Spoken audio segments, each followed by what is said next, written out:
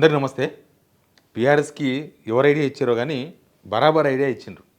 నిన్న కేటీఆర్ ప్రకటించిండు 6 గ్యారంటీల పైన అసెంబ్లీలో ప్రైవేట్ మెంబర్ బిల్ పెడతామని. నేను ఈ వీడియోలో ఎక్స్ప్లెయిన్ చేయదలుచుకున్నా ప్రైవేట్ మెంబర్ బిల్ అంటే ఏంది, దానివల్ల ఏం జరుగుతుంది, చాలా పెద్ద లాభం ఉంటుంది. అది దాని మీద ఒక చర్చ జరగాలి అసెంబ్లీలో. యాక్చువల్గా గవర్నమెంటు మినిస్టర్స్ పెడతారు గవర్నమెంట్ బిల్స్.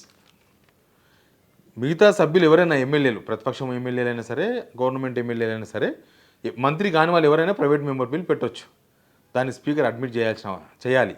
స్పీకర్ అడ్మిట్ చేసిన తర్వాత చర్చ జరుగుతుంది. చర్చ చేసిన తర్వాత బిల్ అవుతుంది. బిల్లు మీద చర్చ జరిగిన తర్వాత చట్టం అవుతుంది. గవర్నర్ పంపిస్తే, గవర్నర్ ఆమోదిస్తే చట్టం అయిపోతుంది. ఏంది అసలు, ఎందుకు ఇది మంచి ఐడియా అంటున్నంటే, ఇది చేయడం వల్ల ఏదో ఒకటి తేలిపోతుంది. 6 గ్యారంటీల పైన ఈ ప్రభుత్వం ఏమనుకుంటుంది అసెంబ్లీ వేదిక తేల్చవచ్చు. ఎందుకంటే వీళ్ళు చర్చ ఇప్పుడు వాయిదా తీర్మానం ఇస్తారు. మొన్న ఇచ్చిన వాయిదా తీర్మానం, బీజేపీ వాళ్ళకు వాయిదా తీర్మానం ఇస్తారు, లేకపోతే బీఆర్ఎస్ వాళ్ళకు ఒక వాయిదా తీర్మానం ఇస్తారు, అది కొట్టిపడేస్తారు. అయితే ఇది ప్రైవేట్ మెంబర్ బిల్ అనేది ఒక మంచి అటాక్. ఇది కాంగ్రెస్ నిజంగా ఉక్కిరిబిక్కిరి అయ్యే అంశం. ఇది ఇప్పుడు పెడతామని ప్రకటించిన ఆల్రెడీ. ఏం చేశారంటే వీళ్ళు ఫస్ట్ స్పీకర్ పర్మిషన్ తీసుకుంటారు ఎమ్మెల్యేలు. తర్వాత పర్మిషన్ తీసుకోవడమే నోటీసు తీసుకున్న తర్వాత ఏ అంశం మీద అనేది చర్చిస్తారు. దీని ప్రొసీడింగ్స్ చెప్తే ఎట్లా ఉంటాయి అనేది, తర్వాత ఏం జరుగుతుందో కూడా నేను ఈ వీడియోలో చెప్పబోతున్నా. అంతకన్నా ముందు సబ్స్క్రైబ్ చేయండి, షేర్ చేయండి. సబ్స్క్రైబ్ చేయని వాళ్ళు పక్కా సబ్స్క్రైబ్ చేసే ప్రయత్నం అయితే చేయండి. ఏంది ప్రైవేట్ మెంబర్ బిల్ అనేది మనం ఎక్కువ చూడం అసెంబ్లీలో. మనం ఎంతసేపటికి అసెంబ్లీలో ఈయన తిట్టిండా ఆయన తిట్టిండా ఏం నడుస్తుంది, గవర్నమెంట్కి వెళ్ళి ఒక్క దాన్ని కూడా సమాధానం వస్తలేదు. ఎంతసేపటికి తిట్టుడే, సంబంధం లేకుండా కవిత గురించి మాట్లాడతారు. కవిత ఆస్తుల పంచాయతీ, ఆమె కాదు అని చెప్పినా ఈయన ఆస్తుల పంచాయతీ అంటాడు. ఏమైనా కోర్టులో కేసు పెట్టింది, ఆమె పెట్టలేదు. పొలిటికల్గా చాలామంది చాలాసార్లు డిఫర్ అవుతారు. ఒక ఫ్యామిలీలో ఇద్దరు పొలిటికల్గా డిఫర్ అవుతుంటారు. అట్లాంటి అంశాలను మాట్లాడుతున్నారు. తొక్కుతా అంటున్నారు రేవంత్ రెడ్డి. అది అసెంబ్లీలో మాట్లాడాల్సిన మాటనా, ముఖ్యమంత్రి మాట్లాడాల్సిన మాటనా? దానికి వేదిక అవుతుంది. అందుకే వీళ్ళు ఒక ప్రైవేట్ మెంబర్ బిల్ అని తీసుకొచ్చారు. ప్రైవేట్ మెంబర్ బిల్ అనేది శుక్రవారం నాడు టైం ఇస్తారు. మిగతా రోజులంతా గవర్నమెంట్ బిజినెస్ ఉంటుంది. శుక్రవారం నాడు ఎవరన్నా పెట్టవచ్చు ఎమ్మెల్యేలు. పెడితే స్పీకర్ అడ్మిట్ చేయాలన్నా వద్దనేది స్పీకర్ డిసిజన్ తీసుకుంటాడు. మీకు తెలుసు కదా, గవర్నమెంట్ స్పీకరు అడ్మిట్ చేస్తాడా? పార్టీ మారిన ఎమ్మెల్యేలే పార్టీ మారలేదని చెప్పేసి కొట్టేసిండు. పార్టీ మారి పోటీ చేసిన దానా నాగేంద్ర ఇంకా బీఆర్ఎస్ ఉన్నాడని చెప్పేసి స్పీకర్ తీర్పిచ్చిండు. అట్లాంటప్పుడు దీని మీద చర్చకి ఎట్లా అవకాశం ఇస్తారు?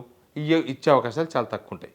కానీ ఇప్పుడు ఏం జరుగుతుందంటే, గవర్నర్ అడ్మిట్ చేయడానికి 2 ఉంటాయి. ఒకటి రూల్స్ ప్రకారం అది ఉండకూడదు, లేకపోతే ఆల్రెడీ చట్టం అయ్యి ఉంటే మళ్ళీ చట్టం చేసిన అవసరం ఉండదు కాబట్టి దాన్ని రిజెక్ట్ చేయొచ్చు.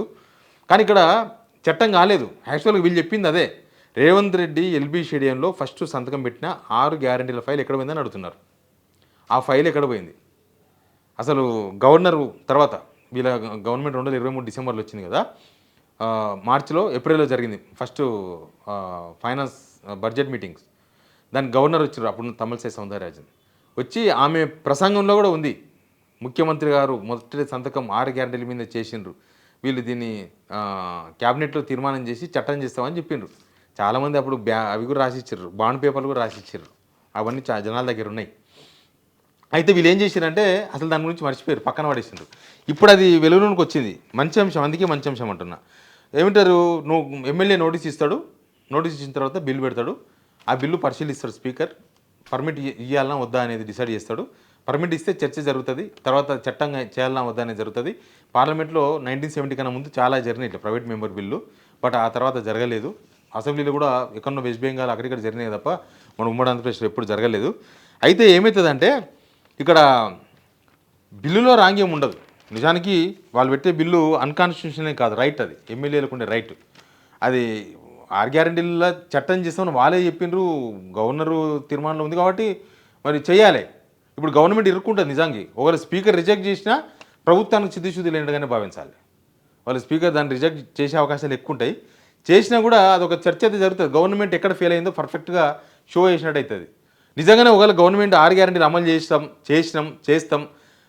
చేస్తామని నమ్మకం ఉంటే ఖచ్చితంగా వాళ్ళు యాక్సెప్ట్ చేస్తారు ఆ ప్రైవేట్ మెంబర్ బిల్కి.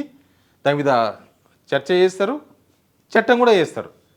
ఏంది చట్టం చేస్తే ఏంది లాభం అంటే, ఇంకా మనం బతిమాలాల్సిన అవసరం లేదు. మహిళలకు 4,000 రూపాయల పెన్షన్ ఆటోమేటిక్గా రావాలి. చట్టం అంటే అదే కదా.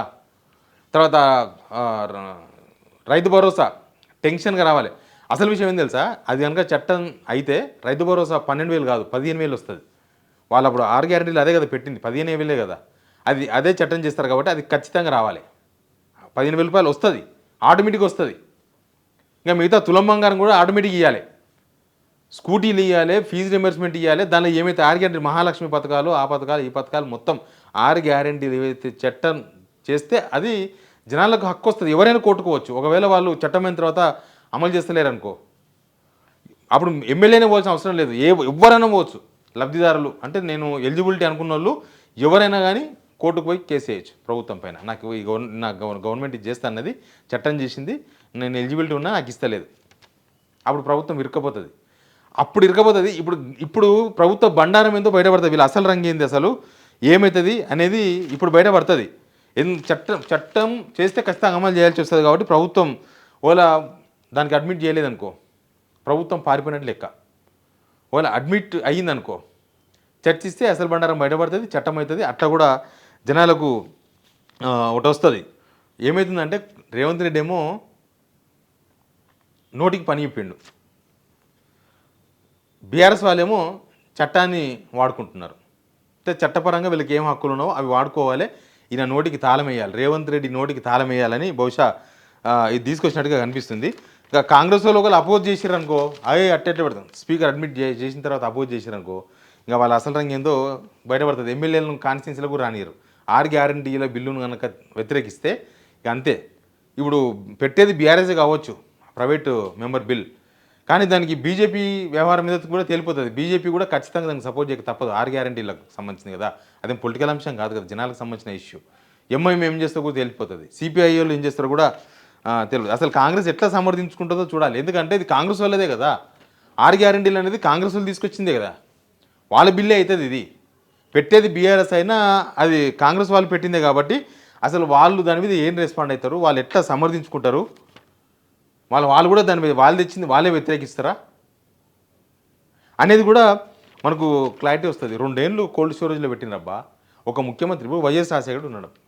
వైఎస్ రాజశేఖర్ ముఖ్యమంత్రి అయినప్పుడు అందరు గుర్తుంటారు 2004లో అదే ఎల్బీ స్టేడియంలో ఆయన ఫస్ట్ సంతకం రైతులకు ఉచిత కరెంటు. యాక్చువల్గా వీళ్ళు ఏంటంటే ఎలక్షన్స్ ముందల ఓట్ల కోసం 6 గ్యారెంటీలు అని ఒక పెద్ద బోర్డు తయారు చేసి పంచిర్రు. అప్పుడు అధికారంలోకి వచ్చిన తర్వాత సంతకం పెట్టినరు, జనాల కోసం తీసి ఆ ఫైల్ ఎక్కడ పోయిందో తెలియదు, ఆ ఫైల్ ఎడబెట్టిరో అర్థమవుతలేదు. కానీ ఇప్పుడు పూసాలు కదులుతాయి. ఇప్పుడు ఏం ముఖం పెట్టుకొని మాట్లాడతారో కూడా అర్థమవుతుంది. అసలు ఇది వాళ్ళ నిజానికి చెప్పాలంటే వాళ్ళ మెడ చుట్టుకున్నది. వాళ్ళు 6 గ్యారెంటీలు అమలు చేస్తారో లేదో తెలిసిపోతుంది. 5 సంవత్సరాల దాకా ఆగాల్సిన అవసరం లేదు, ఇప్పుడే తేలిపోతుంది. వాళ్ళు చేసేది ఉంటే ఖచ్చితంగా చట్టం చేస్తారు. చట్టం చేస్తే మంచిదే కదా, నెక్స్ట్ ఇంకే గవర్నమెంట్ వచ్చినా కూడా ఈ స్కీమ్స్ అమలు అవుతాయి. వాళ్ళు ఒకవేళ ఈ చట్టాన్ని సవరణ చేసే వరకు నడుస్తుంది, అప్పుడు మంచిదే కదా. కానీ ఇప్పుడు వీళ్ళకి చిత్తశుద్ధి ఉందా లేదా అర్థమవుతుంది. ఇప్పుడు మొత్తం ఆ పామవి రేవంత్ రెడ్డి మెడకే ఇవన్నీ పడేటిది ఉత్తగా. అప్పుడేదో అంటే వీళ్ళ అబద్ధాలు ఎంత పరాకాష్ఠగా ఏరినాయో ఇదొక్క అంశం చాలు, 100 ఉదాహరణలు అవసరం లేదు. అన్నం ఉడికిందా లేదంటే ఒక్క మెతుకు విసికి చూస్తాం కదా.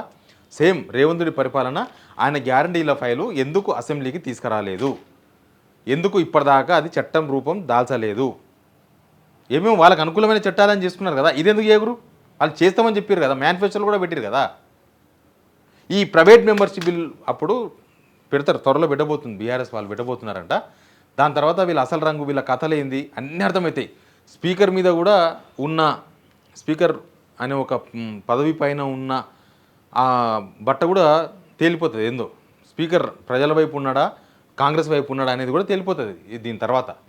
ఎందుకంటే అది జనాలకు సంబంధించిన బిల్, 6 గ్యారెంటీల బిల్ అనేది 100% జనాలకు సంబంధించిందే, దీనిలో రాజకీయం ఏం లేదు. వాళ్ళు చెప్పిండ్రు, చేస్తామన్నారు, చేయాలి. చేయకపోతే అది వాళ్ళ తప్పు, దానిలో స్పీకర్కి సంబంధం లేదు. కాబట్టి ఖచ్చితంగా దీన్ని యాక్సెప్ట్ చేస్తే ప్రజలకు మేలు జరుగుతుంది. చూద్దాం ఏం జరుగుతుందో. Please subscribe.